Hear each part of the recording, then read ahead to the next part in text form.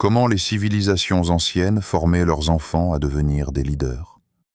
Dans les brumes du temps, bien avant les villes et leurs clameurs, des enfants marchaient sous le soleil, guidés par des mains sages et des voix anciennes. Leurs yeux brillaient d'une curiosité pure, et chaque geste, chaque mot, chaque rituel portait un secret oublié. Former non seulement des hommes et des femmes, mais des leaders capables de porter le monde sur leurs épaules près d'un feu ancestral. Les flammes dansaient sur les visages attentifs des enfants. L'air était parfumé de résine et de terre humide. Le mentor, la voix grave et lente, murmura « Écoutez bien, chaque mot que vous prononcez, chaque pensée que vous semez, est une graine qui grandira dans l'âme de votre peuple. » Les enfants frissonnèrent sous la brise nocturne, les cendres montaient en spirale et les étoiles scintillaient comme des lampes de sagesse. Ici, l'apprentissage n'était pas seulement une leçon, c'était un rituel, un voyage intérieur. Aujourd'hui, continua le mentor, vous apprendrez à voir le monde à travers le regard de ceux qui ont marché avant vous, à écouter les murmures du vent et à comprendre que chaque geste, aussi petit soit-il, peut changer le cours des choses. Les plus jeunes serrèrent leurs mains, fascinés. Une fille, aux yeux brillants comme l'aurore, demanda timidement « Mais comment savoir que nous sommes prêts à guider ?» Le mentor sourit. « On ne le sait jamais. Mais chaque pas que vous faites dans l'apprentissage, chaque question que vous posez, chaque silence que vous écoutez, vous rapproche de la réponse. » Abonne-toi à Le Secret du Temps. Like et partage. Pour découvrir ensemble les trésors oubliés de la sagesse humaine, le berceau de la sagesse. Égypte. En Égypte, les enfants observèrent le Nil, miroir du ciel et source de vie. Ses eaux lentes enseignaient la patience. Ses crues imprévisibles, la vigilance, la mémoire et l'attention étaient cultivées dès le plus jeune âge. Néphrète, 10 ans, suivait son frère aîné alors qu'il gravait des hiéroglyphes sur une tablette d'argile. Le maître s'approcha et posa sa main sur son épaule. « Néphrète, chaque trait que tu traces est une pensée que tu enracines. Chaque pensée guide ton peuple. Tu ne dessines pas seulement des symboles, tu prépares ton cœur et ton esprit à devenir un guide. » Les enfants passaient des heures à réciter des poèmes, chanter les hymnes et reproduire les gestes des anciens. Le maître ajouta « La sagesse ne se transmet pas seulement par les mots. Elle s'absorbe dans le silence, dans le regard, dans la manière de tenir ses mains et son cœur. » Néphrète leva les yeux vers le Nil, observant les bateaux glisser lentement sur l'eau. Elle comprit que la patience et l'attention formaient le socle de tout leadership. Le maître poursuivit. Regarde les anciens marchands et les scribes. Observe comment chacun choisit ses mots et ses gestes. Un leader est celui qui voit, comprend et agit avec justesse. Discipline et courage. Sparte. À Sparte, l'éducation était rigoureuse. Les enfants affrontaient des courses, des luttes et des épreuves dans la poussière et la roche. Mais le véritable enseignement était invisible. Loyauté, humilité et courage intérieur Kimon, 9 ans, trébucha lors d'un exercice. Ses camarades rirent, mais le mentor s'avança calmement. Rien n'ébranle celui qui connaît ses limites et les dépasse. Le vrai courage naît dans la chute. Chaque épreuve, chaque douleur, chaque victoire était une leçon. Une nuit, autour du feu, le mentor continua. « Écoutez bien, la peur est naturelle, mais elle ne doit jamais guider vos actions. Un leader ne fuit jamais la peur. Il la comprend et avance malgré elle. » Kimon serra les poings et observa le feu. Le rougeoiement des flammes semblait lui parler. Chaque étincelle était un message sur la persévérance. Il comprit que le courage n'était pas seulement physique, mais moral. Savoir dire la vérité, défendre les faibles et prendre des décisions même dans l'adversité. Le pouvoir des mots, sumérien. Chez les Sumériens, le pouvoir naissait dans les mots. Les enfants sculptaient à l'argile, récitaient les épopées et mémorisaient les chants des anciens rois Enedwana. Une fillette attentive récitait les poèmes sacrés. Le vieux scribe lui dit « Lorsque tu prononces ces mots, tu portes l'âme de ton peuple. N'oublie jamais que la parole peut guider ou détruire. » Chaque mot était un outil de leadership, chaque phrase une arme de sagesse. Les enfants comprenaient que leurs paroles avaient un impact sur ceux qui les entouraient et sur l'histoire elle-même. L'écoute des anciens. Peuples amérindiens, 400 mots. Autour du feu, les histoires guidaient l'apprentissage. Chaque conte était une carte pour naviguer la vie. Chaque mythe un miroir pour l'âme.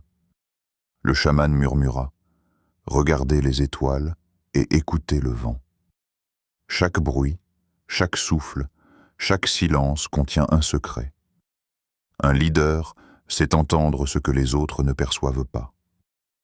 Les enfants apprenaient que la véritable force naît de l'attention, de l'écoute et de la capacité à percevoir ce qui échappe à la majorité. Le lien avec la nature.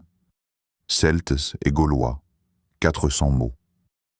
Les enfants observent les saisons, respectent les arbres et le soleil. La vraie puissance d'un leader naît de l'harmonie avec l'environnement. Bran, un garçon curieux, toucha l'écorce d'un chêne millénaire. Le druide lui murmura « Tu n'es pas maître de la forêt, tu en es le gardien. Respecte-la, et elle te guidera, discipline et réflexion. » Shin Confucius enseignait « Cultive le respect et la vertu. » Les enfants suivaient des rituels, mais chaque question posée était précieuse. Un enfant demanda « Maître, pourquoi devons-nous nous incliner devant les anciens ?» Confucius répondit « Pour apprendre l'humilité et comprendre que le vrai pouvoir commence par le respect. » Courage, morale, viking. Le courage ne se mesurait pas à l'épée, mais à la loyauté, à la parole tenue et à l'honneur dans le conseil comme dans la bataille. Un jeune guerrier hésita avant un duel. Son mentor lui dit « Le vrai courage n'est pas dans la force que tu montres, mais dans la justice que tu défends. » Art de la stratégie. Royaumes africains, 400 mots. Les jeux et les danses enseignaient la stratégie. Chaque mouvement sur le terrain était un plan. Chaque danse, une coordination de l'esprit et du corps. Ayo, une jeune fille, observe le chef jouer au jeu de stratégie. Chaque décision a des conséquences, dit le chef. Un leader voit au-delà de l'instant et pense pour demain. Oui, apprentisse de la connaissance. Alexandrie, 400 mots. À Alexandrie, les enfants touchaient les rouleaux anciens et levaient les yeux vers les étoiles scintillantes. Comprendre le monde était une quête sacrée. Léon, un garçon curieux, observa le ciel nocturne et demanda « Maître, comment savoir ce qui est vrai dans ces livres et ces constellations ?» Le sage répondit « Chaque question est une flamme, chaque réponse une lumière. Apprends à combiner les deux.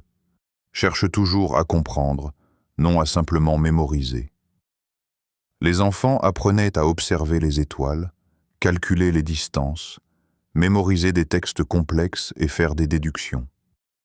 Chaque apprentissage, chaque question posée était un pas vers la sagesse et la responsabilité d'un futur leader. L'initiation. Toutes les civilisations avaient un rite de passage, un moment de transformation. La puberté, l'isolement, les épreuves physiques ou intellectuelles étaient autant de défis pour tester courage, patience et loyauté. Dans un village africain ancien, un jeune garçon s'isola dans la forêt, guidé par le chant des ancêtres. Chaque nuit, le vent lui apportait des murmures. Apprends à écouter ton cœur et celui des autres. Ces rituels n'étaient pas seulement des tests, mais des enseignements. Ils forgeaient le caractère, développaient la résilience et préparaient les enfants à assumer la responsabilité d'un peuple. Mémoire et sagesse. On enseignait aux enfants à mémoriser et analyser. Les poèmes, chants et histoires étaient des écoles de stratégie et d'éthique. Dans un village amérindien, un enfant récitait les histoires de ses ancêtres, ses yeux brillants. « Souviens-toi, lui disait le chaman, un leader est celui qui connaît son passé et le porte vers l'avenir. La mémoire est le fil qui relie hier à demain. Chaque leçon, chaque récit, chaque mythe renforçait la capacité des enfants à comprendre les erreurs passées et à guider avec justesse, leadership au féminin. Les femmes aussi étaient formées pour devenir des leaders. Princesses, prêtresses et conseillères apprenaient à décider, négocier, apaiser et guider leur peuple. Dans un royaume ancien, Amina, jeune princesse, écoutait le conseil des anciens. Les décisions justes ne viennent pas du pouvoir, mais de l'écoute et de la compassion, lui dit sa tutrice. Elle apprit que le leadership féminin était souvent silencieux mais puissant, capable de transformer les sociétés par la sagesse et la diplomatie. L'esprit du service. Chaque futur leader comprenait que servir était plus grand que régner.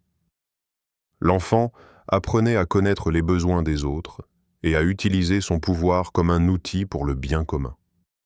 Un jeune garçon observa les anciens aider les plus faibles. « Si tu veux être grand, dit le mentor, ne cherche pas à être craint, mais à être utile. » Le vrai pouvoir naissait du service et non de la domination. Les mentors.